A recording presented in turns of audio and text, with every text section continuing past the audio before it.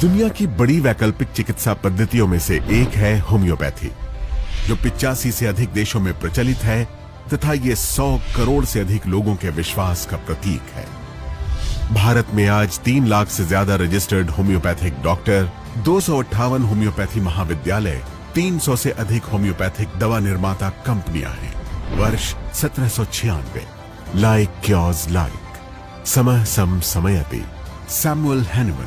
Homeopathy के जनक Samuel Hahnemann ने आज से 226 वर्ष पूर्व 1796 में लाइक क्योर्स लाइक के मूल मंत्र के साथ इसे जर्मनी में प्रारंभ करते हुए यह सोचा भी नहीं होगा कि यह पद्धति अगली सदी के हिंदुस्तान की चिकित्सा प्रणाली में मील का पत्थर साबित होगी। लगभग 200 वर्ष पूर्व जर्मनी मिशनरीज के माध्यम से यह भारत में प्रयोग के तौर पर लाई गई थी, परंतु आज होम्योपैथी दुनिया में सबसे अधिक विकसित हिंदुस्तान में हो रही है। आजादी का 75वां वर्ष भारत अमृत महोत्सव के रूप में मना रहा है। भारत की आत्मनिर्भरता के इस एक गौरवमयी उत्सव में होम्योपैथी का भी अपना योगदान है। वर्ष 1839।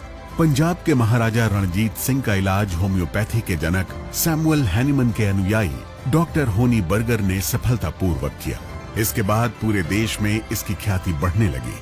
खास तौर पर बंगाल में फैली हैजा की महामारी की रोकथाम में होम्योपैथी की अहम भूमिका के कारण होम्योपैथी कोलकाता में पैर पसार पूरे बंगाल में फलने फूलने लगी।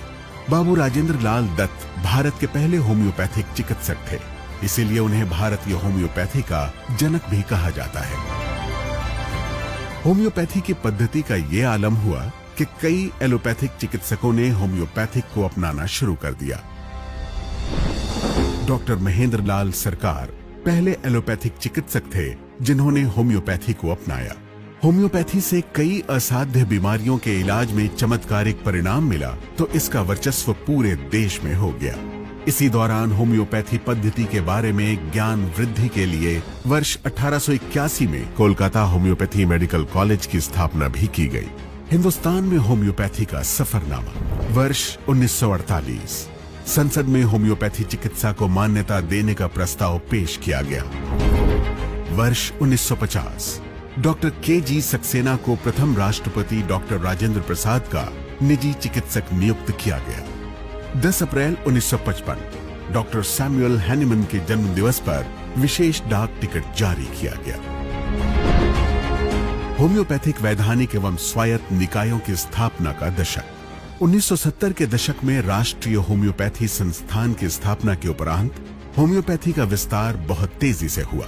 खास तौर से 1973-74 के दौर में जब संसद में होम्योपैथी चिकित्सा पद्धति को मान्यता देने के लिए केंद्रीय परिषद बनाने के लिए बिल पास हुआ। CCH यानी सेंट्रल काउंसिल ऑफ होम्योपैथी की स्थापना अगस्त 1974 में की गई। वर्ष 1975 कोलकाता में नेशनल इंस्टीट्यूट ऑफ होम्योपैथी एवं गाजियाबाद में होम्योपैथी फार्माकोपिया लेबोरेटरी की स्थापना की गई। सरकार द्वारा 1969 में CCRIMH केंद्रीय भारतीय चिकित्सा एवं होम्योपैथी अनुसंधान परिषद की स्थापना की गई। वर्ष 1978 में सभी वैकल्पिक पद्धतियों के विकास के लिए अलग अलग अनुसंधान परिषदों का गठन किया गया। इसी समय होम्योपैथी के अनुसंधान विस्तार के लिए केंद्रीय होम्योपैथी अनुसंधान परिषद का गठन, होम्योपैथी के क्षेत्र में औषधि मानकीकरण, औषधि प्रमाणीकरण, नैदानिक अनुसंधान, मौलिक अनुसंधान, नैदानिक सत्यापन, औषधीय पादप सर्वेक्षण, संग्रहण और उपज, जन स्वास्थ्य कार्यक्रम एवं संक्रमण अनुसंधान के उद्देश्य से किया गया। और आज ये अनुसंधान 24 संस्थानों के साथ विस्तार की ओर अग्रसर है, जिसमें से डॉक्टर DP रस्तोगी केंद्रीय अनुसंधान संस्थान नोएडा प्रसिद्ध है होम्योपैथी दवाएं विकसित करने के लिए। राष्ट्रीय होम्योपैथी मानसिक स्वास्थ्य अनुसंधान संस्थान कोट्टयम प्रसिद्ध है मानसिक रोगियों की चिकित्सा के लिए, तथा डॉक्टर अंजलि चैटर्जी क्षेत्रीय होम्योपैथी अनुसंधान संस्थान कोलकाता अपनी अत्याधुनिक विषाणु विज्ञान प्रयोगशाला के लिए प्रसिद्ध है। वर्ष 1989 में CCH ने होम्योपैथी के शिक्षण के क्षेत्र में पोस्ट ग्रेजुएट स्तर की पढ़ाई शुरू की। वर्ष 1995 में स्वास्थ्य मंत्रालय के अधीन भारतीय चिकित्सा एवं होम्योपैथी विभाग बनाया गया और वर्ष 2003 में इसका नाम बदलकर आयुर्वेद, योग और प्राकृतिक चिकित्सा, यूनानी, सिद्ध और होम्योपैथी आयुष विभाग हुआ। माननीय नरेंद्र मोदी के 2014 में प्रधानमंत्री बनने पर वैकल्पिक चिकित्सा पद्धतियों को अधिक महत्व देने के लिए आयुष विभाग को अलग मंत्रालय के रूप में स्थापित किया गया और इसी पहल में होम्योपैथी को विशेष प्राथमिकता देने के प्रयास तेज कर दिए गए। इस मंत्रालय एवं चिकित्सा पद्धतियों के लिए अलग से बजट का प्रावधान किया गया, जो गत 8 वर्षों में 400% तक बढ़ा। आयुष, आयुर्वेदा, योगा, नेचुरोपैथी, यूनानी, सिद्धा, सोवा रिगपा, होम्योपैथी। अपने आजादी की 75 वर्ष का जश्न आजादी की अमृत महोत्सव के रूप में मना रहा है। यह रोजगार से लेकर शिक्षा और स्वास्थ्य जैसे बुनियादी विकास की क्षेत्र में आत्मनिर्भर होने का उत्सव है। आयुष मंत्रालय भी इस अमृत महोत्सव में चिकित्सा की वैकल्पिक पद्धतियों के क्षेत्र में आत्मनिर्भर होने की गौरव से अछूता नहीं है। मंत्रालय सभी वैकल्पिक पद्धतियों अर्थात आयुर्वेद, यूनानी, योग, प्राकृतिक चिकित्सा, सिद्धा, शिवारिकपा एवं होम्योपैथी के विकास में कार्यरत है। मुझे यह कहते हुए गर्व हो रहा है कि होम्योपैथी चिकित्सा पद्धति भले ही 200 वर्ष पूर्व जर्मन मिशनरी के द्वारा भारत में लाए गए, लेकिन इसकी लोकप्रियता आज संपूर्ण विश्व की तुलना में भारत में सर्वाधिक है। इस पद्धति में जन जन का विश्वास भारत की कोने कोने में उपलब्ध चिकित्सा केंद्र के तथ्य और उसमें आने वाले रोगियों की संख्या से ही साबित होता है। आयुष मंत्रालय होम्योपैथी चिकित्सा पद्धति के विकास और जन जन तक पहुंचाने के लिए प्रतिबद्ध है। वर्ष 2021 में एक ऐतिहासिक पहल हुई। होम्योपैथी के लिए अलग से राष्ट्रीय होम्योपैथी आयोग का गठन। राष्ट्रीय होम्योपैथी आयोग देश भर में 258 कॉलेज की सहायता से होम्योपैथी की शिक्षा और प्रशिक्षण कराकर होम्योपैथी के चिकित्सक तैयार कर रहा है। होम्योपैथी की कुछ खास बातें। देश में आज करोड़ों लोग होम्योपैथी आधारित चिकित्सा से लाभान्वित हो रहे हैं। ये दवाइयाँ दूध मुंहे बच्चे से लेकर बूढ़े तक हर आयु वर्ग को आसानी से दी जा सकती है और सबसे बड़ी बात, इन होम्योपैथी दवाओं का कोई गंभीर साइड इफेक्ट भी नहीं होता। साथ ही साथ कीमत कम होने से गरीब इंसान भी इसे खरीदने में समर्थ है। पूरा इलाज रोगी के लक्षणों पर आधारित होता है।